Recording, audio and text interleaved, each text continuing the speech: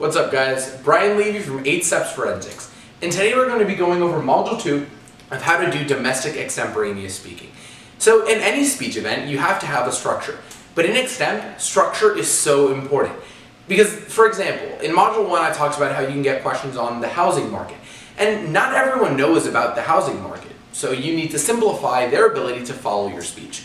So when talking about structure, the first part of your structure you're going to have is your introduction.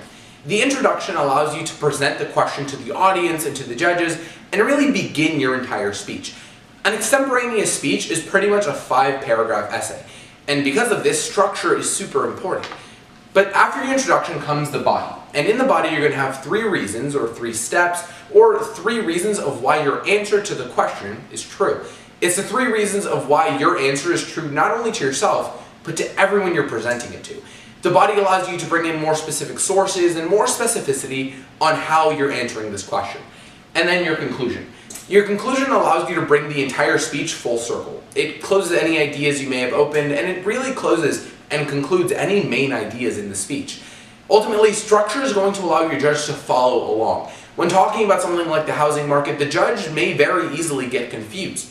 But if you can structure the speech extremely easily and in a very simple manner, the judge will often pick you up.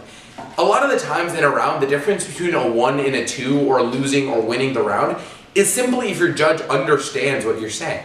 For extempers, a lot of the time we know more than what others know, and it's important to make it easier for everyone else to follow. Because extemp is a 7-minute event and you only have 7 minutes to answer the question, you need to be very precise on how you time each of these points. So your introduction should be about 1 minute and 30 seconds long between the time you begin your speech and the time you give all your 3 reasons. Then your body paragraph, each point should be anywhere from 1 minute and 20 to 1 minute and 30 seconds long. And then the conclusion is a little more adaptable. You can change how much time the conclusion is, but it should be anywhere from 30 seconds to about 1 minute long. All in all, you're going to have a 7-minute speech, and the more you practice structure, the easier it's going to be to follow. For judges, that's super important because they may pick you up in a round just because your speech was easy to follow. So with structure, later we'll be going to the more specifics of how to structure your intro, how to structure your body points, and then your conclusion. But all in all, it's pretty simple. It's just a 5-body paragraph of intro, body, and conclusion.